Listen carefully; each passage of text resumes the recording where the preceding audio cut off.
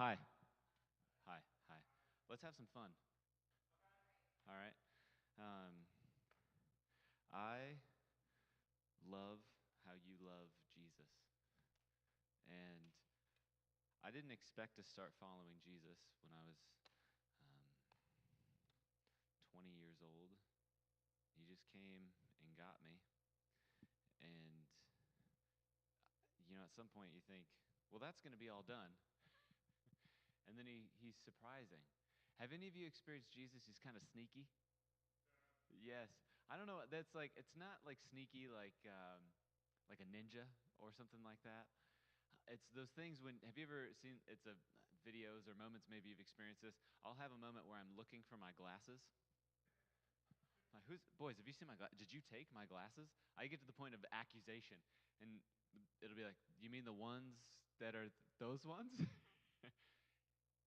Plainly obvious and yet sneaky. He's the God who is present to us in ways that we don't quite expect him to be, and yet he's faithful to be. And today we're going to take a pause from Revelation. If you didn't know, we're going through the revelation of Jesus, and I'm having a blast, and yet at the same time I'm going, um, Revelation is so intense. I mean, we're moving through. We're going to get to the bowls here soon, and God's justice and His desire. And today, I earlier in the week, I just was looking at my journal, and the question was, Lord, like, would you have us to pause? Like, Father, would you want us to pause and remember who you are? Um, and as best as I could understand, the answer was just yes. Um, and so it's kind of a surprise here, but we're gonna be here and just um, about the Father pursuing us. Um, you'll hear Christians or pastors say things like, "The Lord has marked me with this," or "I feel the sovereign hand of God upon." I don't know if that's the case. I'm just learning to be loved by God in a new way. I'm having a lot of fun doing it, and realizing that it's really not about me. I have three boys who I want to, and I can't control it. Like, I have a desire for Griffin and Silas and Holden to experience the church as a beautiful place. The challenge is they'll spend a lot of time here, and so the deepest wounds that they have will likely come from me and the church and some of you. And yet the deepest healing that they'll experience is likely from me and some of you. And um, that's scary and hopeful all at the same time. And in the midst of all of that, there is a God who we know clearly in Jesus who pursues us in love. So we're coming today with that in mind. And so I don't know how else to go in, but we're going to really work through John 4 today.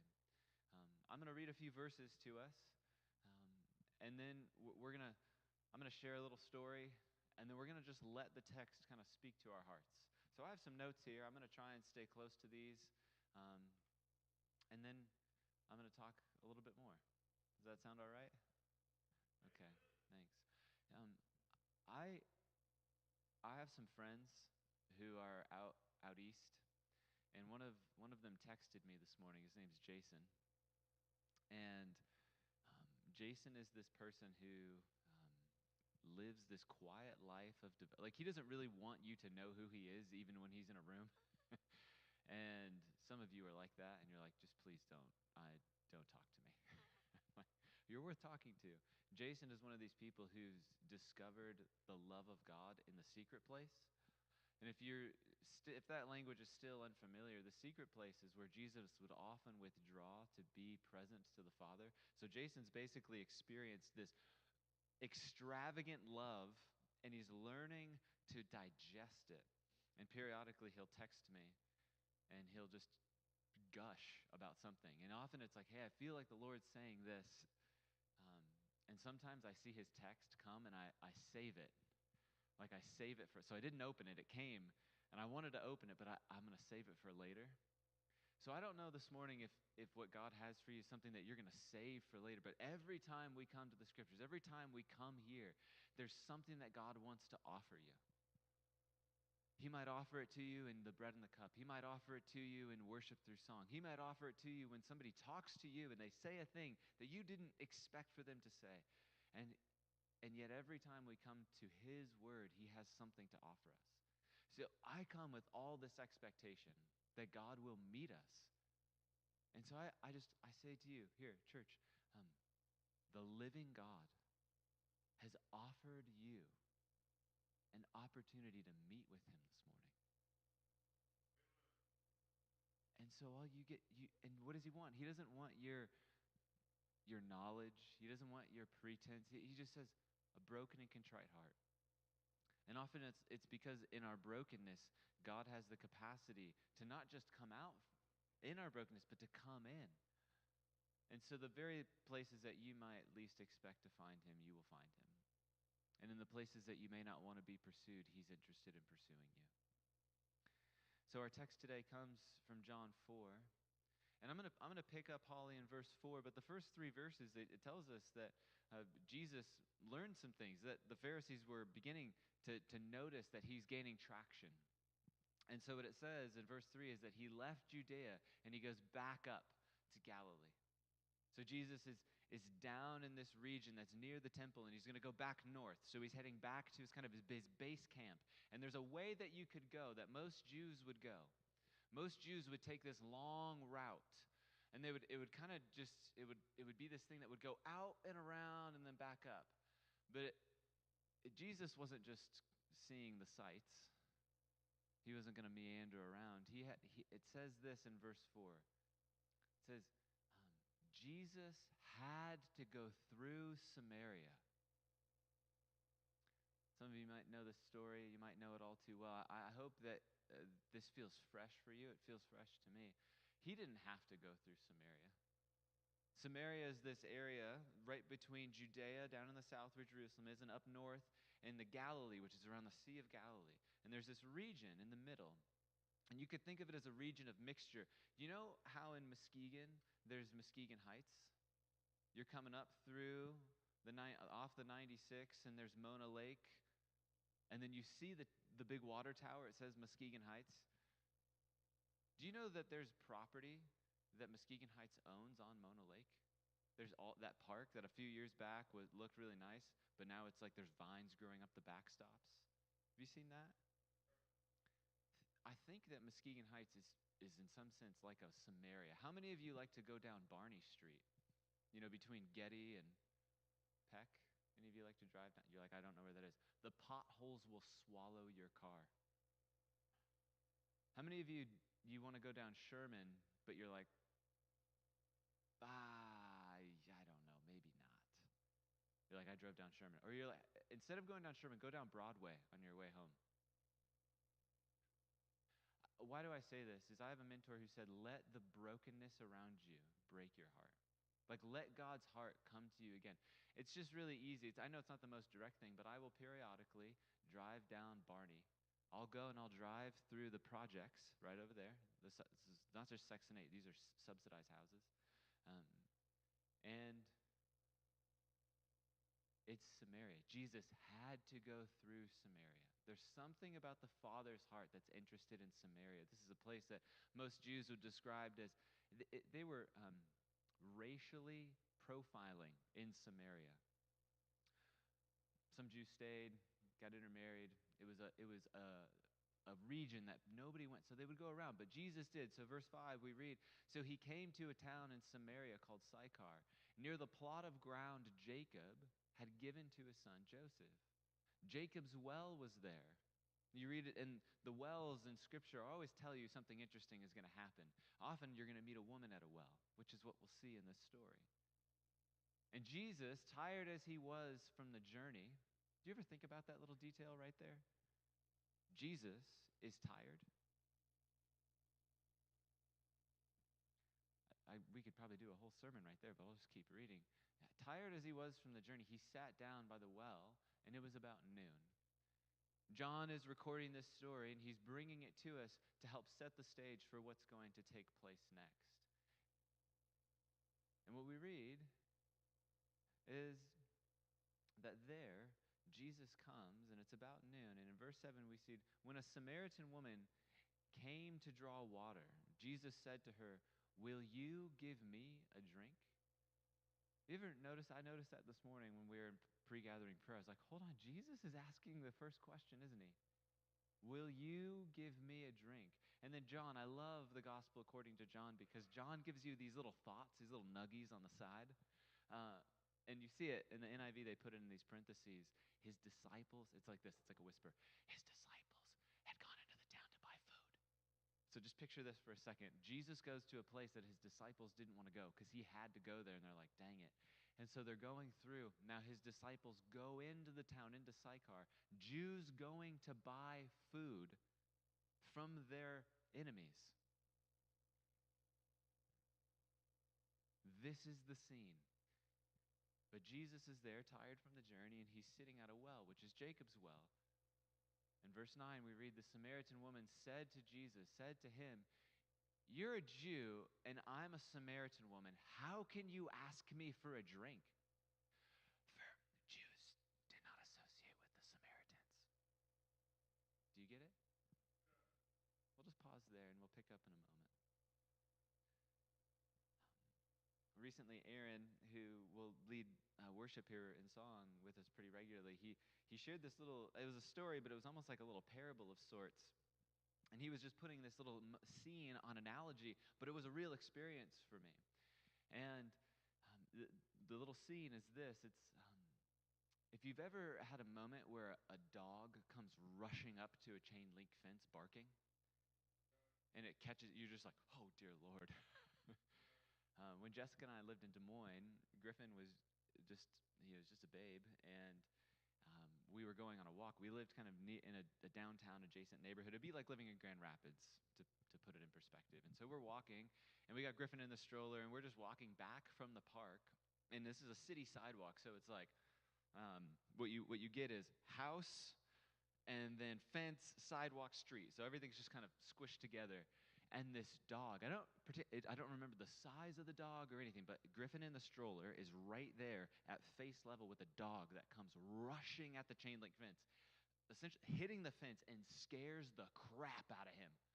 And for us, it's startling because he's crying, the dog's barking, and it's like a melee in that moment. And Aaron's sharing this little parable, and he goes, it's like some of us are like little kids who have been traumatized by a dog. And now, whether we want to or not, every time we hear a dog barking, something happens in our body. God has made our bodies in remarkable ways. And so Griffin's little body was then trained in that moment. When he hears a dog barking, something grips him. Years later, we're now here, and we're living, Griffin's in a stroller again, but now he's in a stroller with his little brother because he's tired of walking. Can you picture this? A 7-year-old boy going, I don't want to, you get it. It's like, all right, we'll get in the stroller. And he's there, and this gal has a tiny little, what are those little tiny dogs? Like a teacup, like York, little tiny little dog that like you could basically go poof, and punt that thing 50 yards, which is what I wanted to do to this dog. But this little dog, so if any of you have a tiny dog, Lord bless you and keep you. This little dog comes rushing at Griffin across the street, and he is screaming. Griffin could punt this dog. Aaron's telling me this little story, and I'm remembering this moment. He could have easily kicked this dog. I'm grateful he didn't because we want to know this gal. And anyway, but she's like, why is he afraid? She doesn't know that he has had moments where dogs have come. You might be like, well, that's kind of silly. Why are we read John 4 at the beginning, and now you're doing this? See, there's a cost when we experience something traumatic. The cost is that Griffin doesn't actively choose to get freaked out when a dog starts barking. Something just clicks on. So what we have to do is rehabituate him. We have to get him into places where there's a dog that is safe with people whom we love, and we work on this. We actually try this out because I really want a dog. So it's selfish motivation, maybe, Lord, I don't know if you're going to bless that. But nevertheless, like we're trying to work through this, and we have friends who have dogs that are really kind. And so we do this, and we work through it slowly. Some of us, I share this story intentionally because some of us in this room are carrying some version of this. It's not about dogs, it's about the Lord, it's about a father. When we hear stories about God, something clicks because we've been deeply wounded by people in a church, or we have a father who is absent to us, was deeply hurtful to us. And so the moment you hear a pastor or any person start talking about God as Father, something clicks in your mind and you have no way to relate to it. I think that there's something in John 4 that has begun in me to unlock something. It's like getting myself into a safe place with God, to see his heart, to see how he does it. And we see the Father most clearly through his Son, Jesus.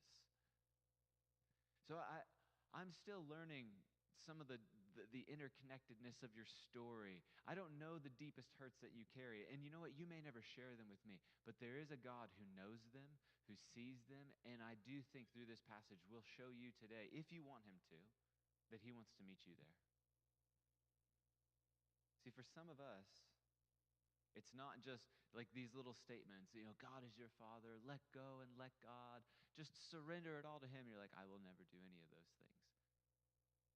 But I want you to hear that Jesus today has something for you. And this will take time, but I think that God, in his patience, he works on us.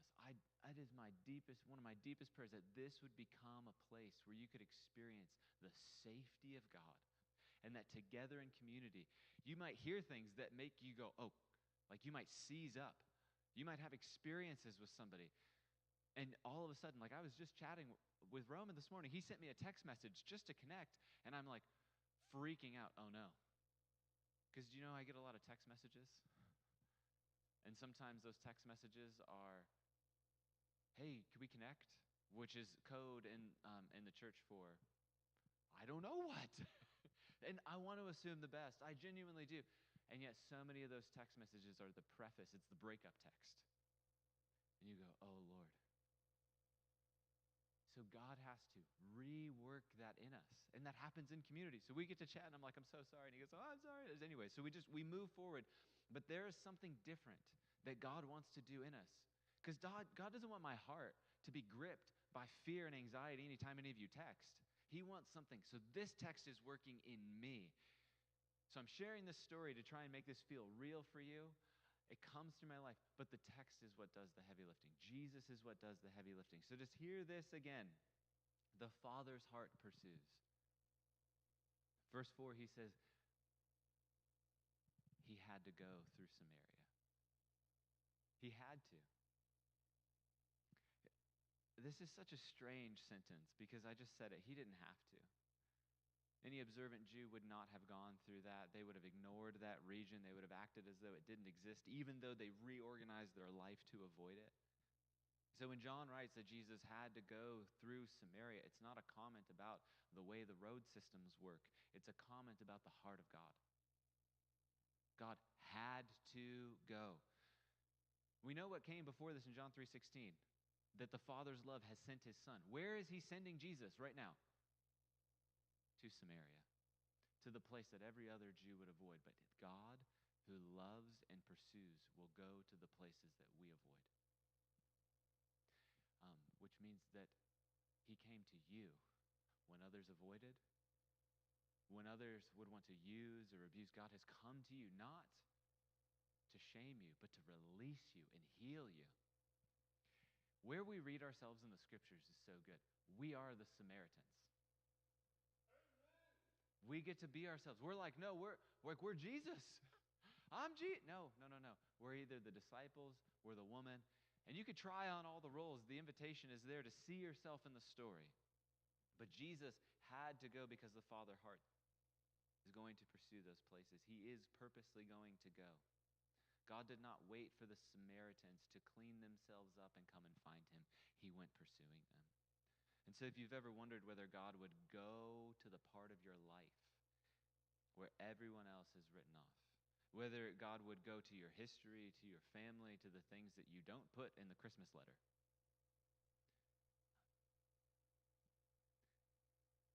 he had to go. It's not that he wants, it's like, no, he must. It's not that he's obligated, he desires to go. He goes to the least likely places. And we actually see that John makes this point. We see this in verse 6. Jacob's well was there in Sychar in Samaria, and Jesus, tired as he was from the journey, sat down by the well. It was about noon when a Samaritan woman came to draw water. Now, if you've heard this story before, then you'll know the significance of the noonday route. This is like hot. It's like that hot, hot heat. It's like you leave Arizona in the summer because it's hot. And then you come to Michigan and it's cold. It's cool. So often in this time and place, women would go early in the morning when it was still the cool of the day. But at noon, no one would be there at the pinnacle of the sun's heat except for her. And these details matter. Every detail in the scriptures matter. And they matter especially here. She comes at noon, and she's alone. And I think this is what this is offering us. It tells us that she had already done some kind of mental math. I would imagine it sounds something like this. Like if I go when everyone else goes, I'll be looked at, I'll be talked about, maybe I'll be turned away.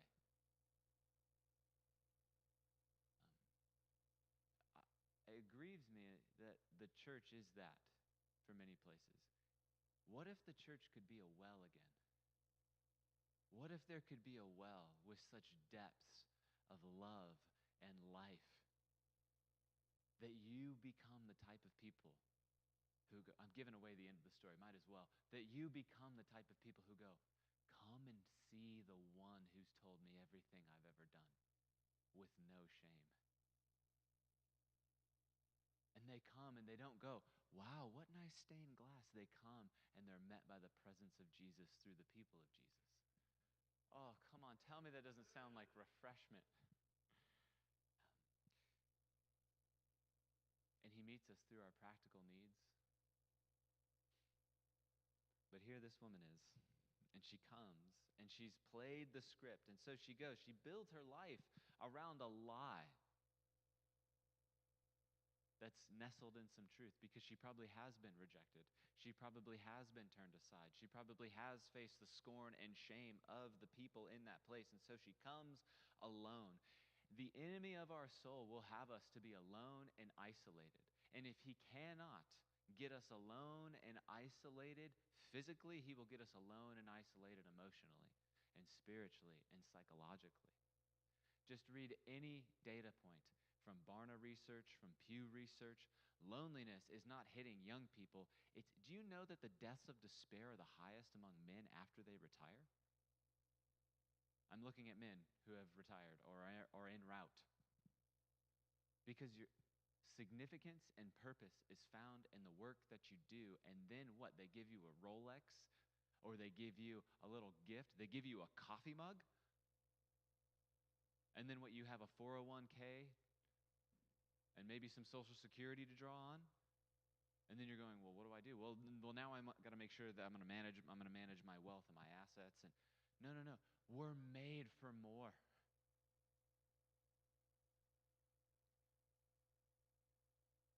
So how do we then get to the well? How do we get to the place where refreshment would come?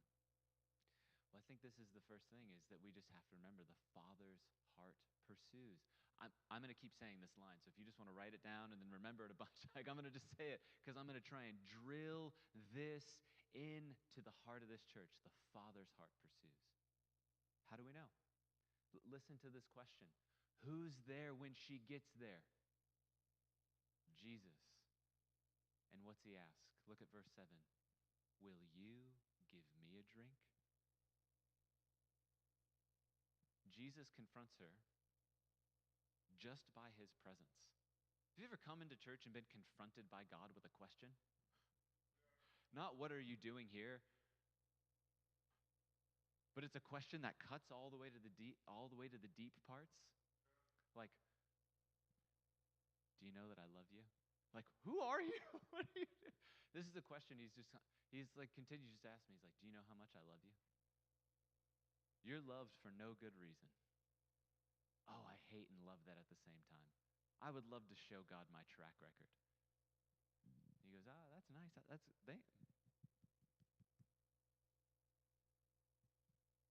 Jesus is there with a question. Will you give me? That's how the conversation starts. I find that to be increasingly refreshing. There's no accusation. Jesus does not come to accuse her, but he positions her, a woman with nothing to offer according to the culture standards and math, as somebody who actually has something he needs. Do you think about this? Jesus, who is tired from the journey, comes and asks something of this woman.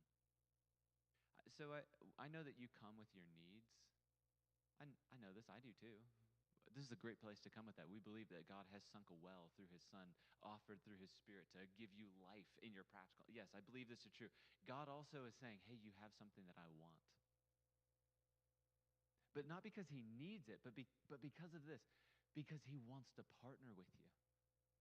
He wants to show you that there's actually things in you that are beautiful. He wants to draw something out in you.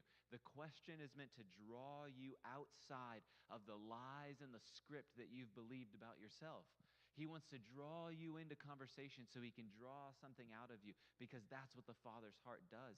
He sees capacity before he sees anything else. He actually sees something in this woman.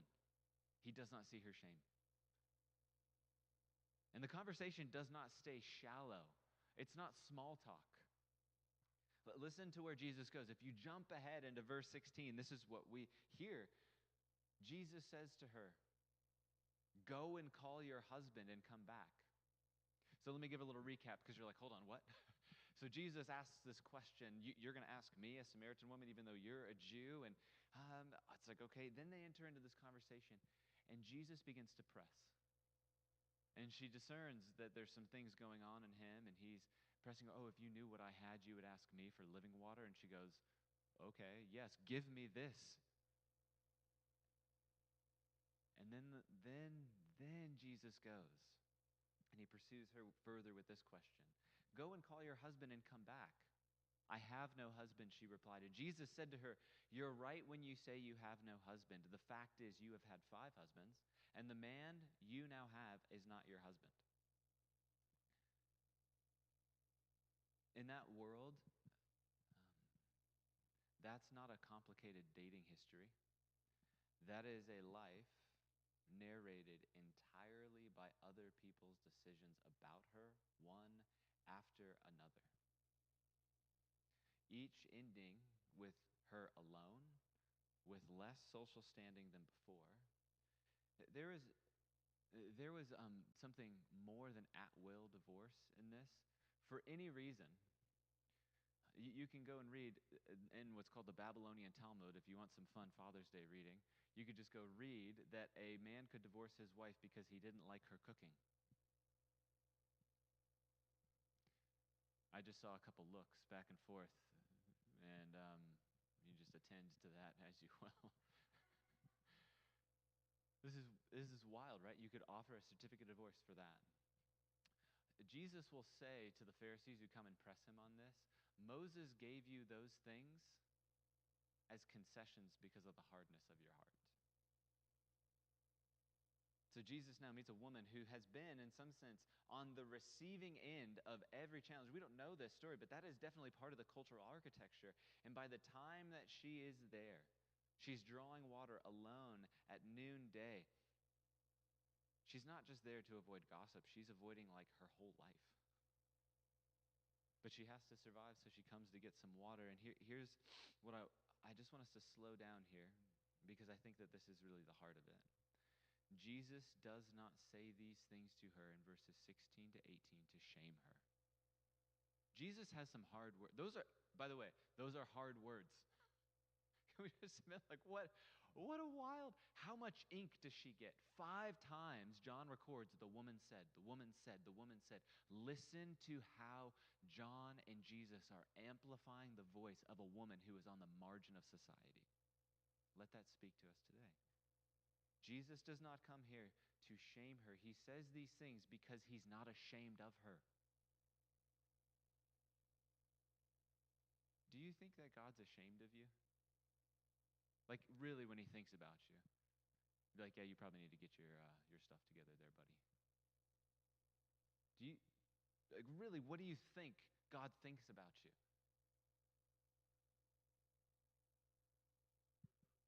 Yeah. I love you so much, Oren, because you know that God's working in you, and when we see it, there's an honesty that you carry that I think is meant to provoke our church to spiritual jealousy. See, what we think about God is really significant. And so we can't know because John doesn't tell us. But I do think here that the only way that she's going to know that this is true is if Jesus shows her that he sees her the whole way through. So Jesus comes and she thinks he's going to address some physical needs. I'll give you some water and you'll never thirst again. Yes, please give me that water. But he goes, okay, go get your husband. Now everything is exposed. So then what happens next? Well, this is what the Father came to do in Jesus. He's not here to introduce shame. The world has already done that to her. This is what Jesus has come to do, to release her from that, not by pretending the past didn't happen. So often we want God to evacuate us from our circumstances, come and take this thing away from me. I just want to act like it never happened, get me out of the hard stuff. It's just a really practical question. Does Jesus enter into the hard stuff or avoid the hard stuff? Okay, so if Jesus enters into the hard stuff, and we as his followers are to be with him and become like him and join him in what he did, do you think that we are to avoid the hard stuff or enter into the hard stuff? Yeah, just the Christian life is not an easy life. It is a joyful life. I think that might be one of the most offensive things in West Michigan. God is here to confront our comfort. He's doing it in me. You know what's really easy to preach to? A room full of people. Because it strokes your ego. I walked in this morning going, I wish the problem that we had was having 3 or 4 services. I'm just confessing this to you. That's the thought I had at 6 whatever as I'm walking through the doors. I wish the problem we had is that our parking lots were too full and the neighborhood was complaining about us. It's God's kindness to confront our comforts and our ego and our self-absorption. I'm speaking mainly to myself and to you if it applies. The deeper that we go into him, that is, the more we get to know him, the less we take of the parts of us that obstruct us from joining him. The deeper we go into life with God, the more he'll kindly just say, I don't think you really want that. I don't think that's actually who you are. But we build lives around these lies that if I go to the well at that time, then I'll be okay. So we come to church because we think we're going to get something, and God in his kindness meets us. But we keep coming, and God will confront us. I don't think that I have a single idea what God's going to do with this church. But I'm grateful to be right here with you all in this text today. I wouldn't want to be anywhere else. Because what I see here is that the Father has come in the Son to pursue us. The Father's heart pursues us in the place of shame. If you go back, where does shame enter the story? It's like, I'll give a quick little Bible recap here. Sin enters the story, and immediately the people that are in the story, Adam and Eve, they cover, hide, and accuse. They cover, hide, and accuse. When you get into a little scuffle, a little relational beef, what do? You cover, you hide, and you accuse. It's the pattern. Jesus does not come with accusation. He comes not in places. He comes to the places where we hide, just as he does to this woman, but not to heap shame on her, to free her from shame.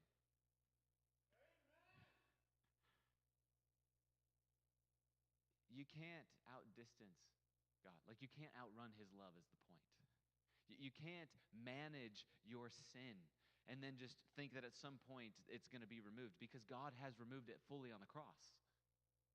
So you get to live into the reality that it's not actually the truest thing about you. You get to live into your belovedness, and you're like, I get that that sounds so cheesy, and you're like, I have no idea what that actually means. It means that you're loved for no good reason. So when you come here, God might say, can you give me something to drink? And you're like, what do I have to offer him? You have a song. No one can sing your song but you. You have words of prayer. You're like, I have no words. I have no words. You have words. They just might not have lips. That makes no sense. There's things in your heart that you don't know how to say, but God, through his very personal presence, makes them intelligible. The Spirit prays through your silence. You're like, all I have is tears. Those are liquid prayers.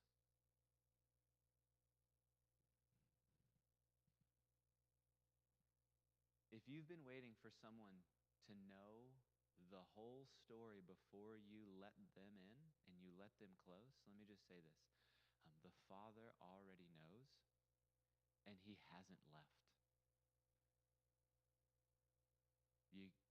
The thing I say most nights before my boys is God loves you, he's for you, he's coming after you, and his love is relentless. I don't get that. I heard that from Eugene Peterson. I read that by Eugene Peterson somewhere. And Eugene Peterson said that to his son, and I'm like, ooh, I like that. I'm going to do it. And my boys, if you ask them, and you start it off, God loves you, he's for you, I guarantee you they would repeat that. And as I say it to them, I'm saying it to myself. He loves me. He's for me. His love is coming after me. So what I expect God to do here is to faithfully pursue you in love, right where you are, to draw you deeper into himself. So all you have to do is come to the well. You're thirsty, right? Just think about how practical this story is. I'm going to digress, and we're going to fast forward to this little bit at the end here. The woman comes to get water. Any of you have any practical needs right now? What is your practical need, Oren?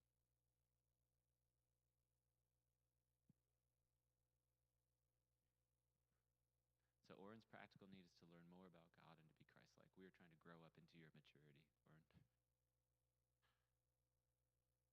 This past week, I had a practical need of knowing how to plumb a sink. I'm not a plumber. Some of you are like, and you watch YouTube videos on this, and people are so proficient, they do it in 5 minutes. And then I'm like, why can't I do this in 5 minutes? It's like, oh, because I haven't done this 1,000 times. So I get to be kind to myself. I'm not very kind to myself. I'm not really as kind to myself as Jesus is kind to me. And yet my practical need that I had this week is knowing how to do this. And do you know where God met me? In my practical need. As I sat with a 2-year-old in my lap and a 7-year-old leaning on me, yelling at the top of my lungs in frustration because a pinhole of light was in a tiny little thing. There was a little tiny void after I thought I was done, and water was dripping, and I yelled, ah! And Jessica says, I'm surprised nobody cried. I said, I did cry. I did cry. That's where God meets us. Like, see, the Father pursues us right where we are, not where we think we should be. Jesus has this wild conversation with a woman.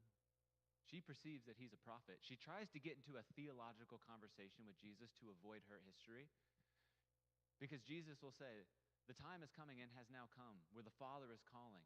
He's looking for worshipers, those who will be true worshipers, who will worship in spirit and truth. No longer will you worship at this mountain or at that mountain. She goes, oh, there's a time. We believe Messiah is coming, and he's going to bring us here onto this holy place.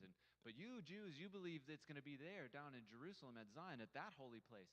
Jesus says, no, the time is coming and has now come. The Father is seeking worshipers who will worship in spirit and in truth. Do you know where God's Spirit resides today in light of the new covenant? Does God reside in a temple made by human hands? No. Where does he reside, church? In us, plural, in the church, and in you personally. You are the temple of the living God. Do you feel very temple-y? No. So the Father is here this morning to remind you of who you are, that you are worth pursuing. And the culture is going to say, you're worthy, you're worthy, you're worthy, you're worthy. But the culture is not going to pursue you in your shame. It's going to say, oh, get that shame off you. It's not going to deal with your shame. You're worthy, you're worthy. Be whoever you want to be. God actually comes and meets you in the depths to give you what the world can never offer, because the world cannot offer you living water. The world cannot actually offer us refreshment in the midst of the pain. The world actually has no interest in joining you to take your shame so that you could have joy.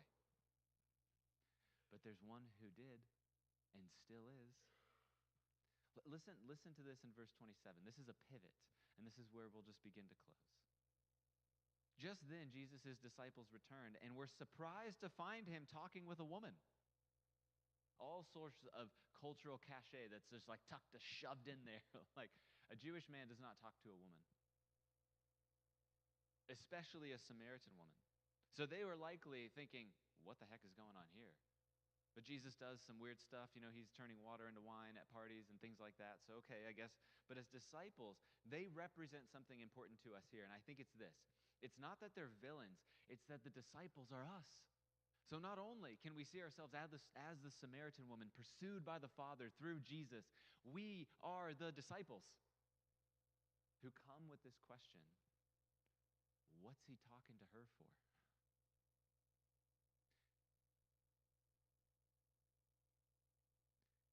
Verses 31 and 32 say this. It says, Rabbi, his disciples urged him, eat something.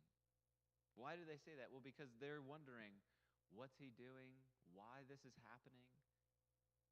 They don't yet get it. They say, Rabbi, eat something. But he said to them, I have food to eat that you know nothing about. And they think he's talking about lunch, but he's talking about something more. Jesus, reflecting on this whole scene that we've seen unfold with this woman, says to his disciples, after they go, well, maybe somebody brought him food, Jesus says this, my food is to do the will of him who sent me and to finish his work. And he has this interesting saying. He says, don't you say 4 months more and then the harvest? I tell you, open your eyes and look at the fields. They are ripe for harvest. That little turn of phrase is this interesting little saying, 4 months until the harvest. It was just this conventional wisdom like, we have time. You would sow a seed, and about 4 months later, you would get the harvest. Oh, we got time, 4 months until the harvest. So it's like, I'll take care of that tomorrow. So Jesus is coming to you here today to meet you in your place of shame and pain, to remind you that his love is pursuing you right where you are. And you'll be like, well, I'll just take care of that later. Life's too busy. Like, you know what? When I get to college, then I'll follow Jesus with my whole heart. Or you know what? When I'm done plumbing my sink, then I'll attend to my boys in love. 4 months until harvest. And I think there's this little insight, and I get this from a guy named Luc Lefebvre, and he just has this reflection, and it's Jesus' 3 words, open your eyes. Jesus says to his disciples, and I think he says to our church, open your eyes. Does it feel like it's time for harvest?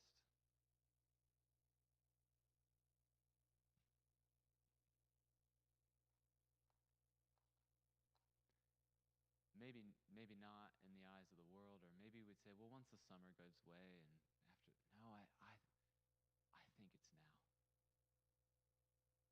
It has been since he said it, and it still is today. I shared this in our little pre-gathering huddle thing, and Ron Milton, if you're listening, this is for you. You're one of these people. I've had 4 separate people in the past few weeks talk to me about walking and praying. You're like, well, okay, tell me more. Last week I said, if you don't feel like you're hearing from God, go back to the last place you know definitively that you heard from him and ask whether you obeyed. And if you didn't, do what he said to do, and I guarantee that you'll hear from him. And then you know what happened this past week? God showed me a place that he clearly spoke to me, and I didn't obey him fully. When we started coming here, the first thing that we did before we were allowed in the church is we went and we walked and we prayed around the neighborhood. That's actually not too much of a stretch for me. I'm just weird enough that I like to walk and pray, because you can just put a little headphone in. You can just like walk around and pray in the Spirit if you want, or do anything weird. You can just like pray out loud walking around, and people just think you're on the phone. But there's a last little thing of like walk and pray and invite people. Have you ever had a little JW, Jehovah's Witness, or a person come up to your front door? And you look through to see, and go, I don't know if I want to deal with that right now. You're like, dang it. This is very simply what God has invited. I know me, and so is to walk and to pray and to invite. Open your eyes. The fields are ripe. They're white for the harvest. So a few months ago, I said, God, Lord, I want to see 30 families from this neighborhood come and call this church home. And the Lord's like, yeah. Why don't you partner with me and become part of the answer to the prayer you're praying? So this summer, a couple times, we're going to like walk and pray. We're going to worship, and we're going to walk and pray, and then we're going to come back, and we're going to eat some food together and share some testimonies. And we're just going to ask that God would, in his kindness, give us boldness to walk and pray and invite. And what are we inviting them to? Yeah, we're inviting them to the place where their true thirst could be met. Because here's the thing. Is there anything sexy happening here? No. Thank you, Warren. No. No, it's like, it's not going to be the preaching. It's not going to be the space. It's not going to be the worship. It's not going to be the kids. It's not going to be the kitchen. It's not going to be any of that. But Jesus shows up in unexpected places to folks who have genuine needs, and he meets them there. He had to go through Samaria. He was inviting his disciples to see that there's something where other people see nothing. And I just think, there's something, and God sees something, and he's inviting us to look with him, like he looked at that woman, like he looks at you and me here. Do you know what the woman does? The disciples are thrown for a loop. The woman goes and runs. Listen to this in verse 28. Then, leaving her water jar, the woman went back to the town and said to the people, "Come, see a man who told me everything I ever did. Could this be the Messiah?" Jesus says, "Open your eyes." She says, "Come and see." Do you know the last person to say, "Come and see" in the Gospel of John was Jesus himself? When the woman speaks, she talks like Jesus because she met him in her need. When you let Jesus meet you in your need, his word will mark you, and it will come out of your lips as an invitation to others. Because you can't save anybody, neither can I. But God, through an invitation, can meet people in their need through you. Folks, this is the beauty of the gospel.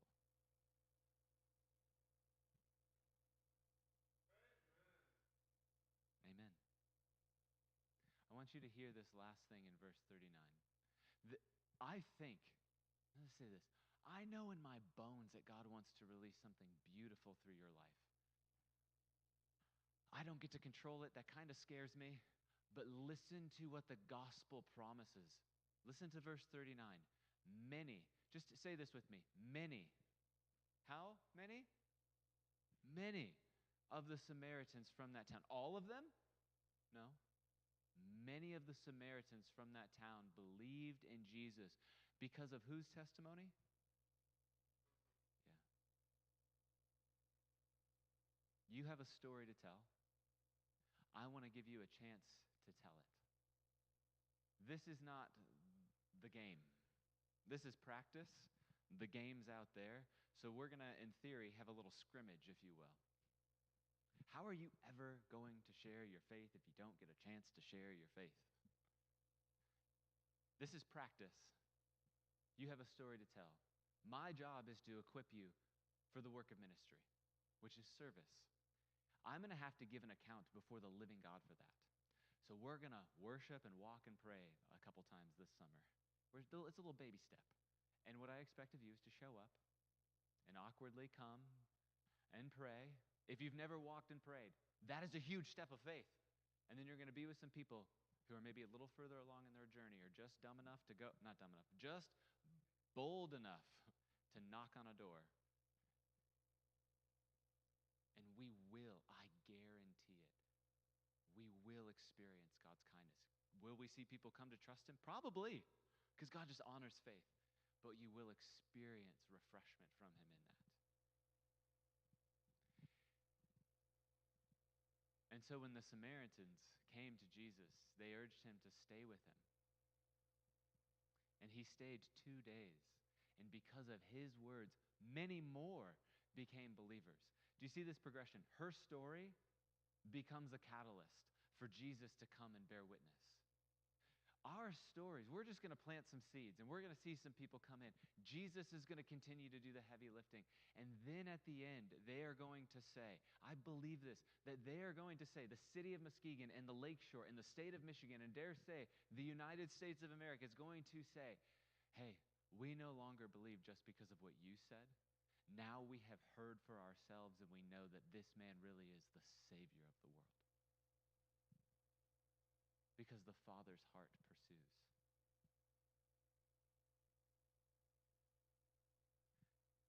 For all the fathers in the room,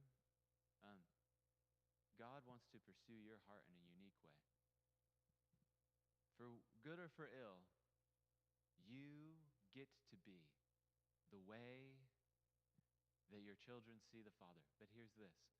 On the other side of it, the enemy will come in and say, the reason they don't now follow me, or the reason they don't now follow Jesus is because of you. And we get to remember that God does not heap shame and accusation. So you're free to be loved by Him, free to pursue them. I have a friend, Mike, who's well advanced into his 70s, and Mike has children who will not talk to him because he remarried after his wife's death. And I hear him every Tuesday morning pray for his children. The Father's heart pursues. And I think that people will experience through your life, like the love of the Father. So I would love, I didn't coordinate with Ed whether we're going to respond in song or not, but here we are. And so if you're willing, would you stand with me? I would love for us just to say yes again to Jesus.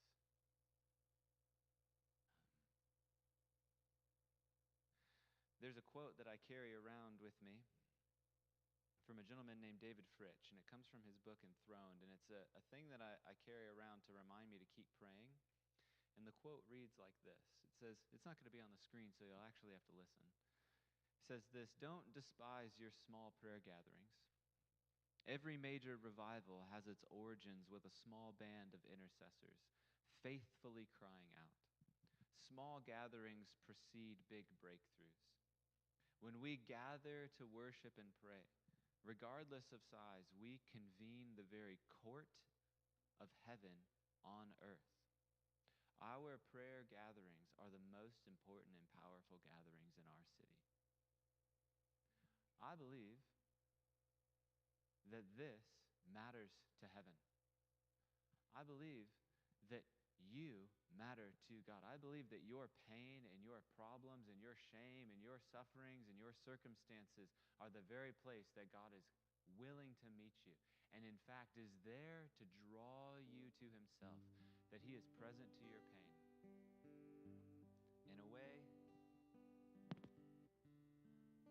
that none of us could truly understand. And so this Sunday on Father's Day, I just want to bless you in the name of the Father and of the Son and of the Holy Spirit. I pray, Father, that you would bless my friends. I pray that you, Father, would again move toward them. I thank you, Jesus, that you love them and have always loved them, that you set yourself apart so that they could be set apart. And I thank you, Jesus, that you are not far from them, that you count every tear they cry. You store it up. You know the hairs on their head, even the heads that have no hair. You love us with an everlasting love, and you are good. And so I ask, God, that you would honor their presence here to you, and that you would open your heart to them in a fresh way. Thank you for fathering us. Thank you for showing us, behold the manner of love with which the Father has loved us, that we should be called children of God. And that is what you are. That is who we are. So we accept and receive what you say over us. We break off the lies, the scripts that we say we have to show up and improve and do these things, and we just say we're loved for no good reason. So for my friends here who have been striving, we just say, your yoke is easy and your burden is light. Jesus, thank you that you love us, that you are for us. And I pray you would build this church. Let everything fall away here, Jesus, that does not honor you, but build us up, Jesus, so we could become a deep, deep well, that your love could be poured out for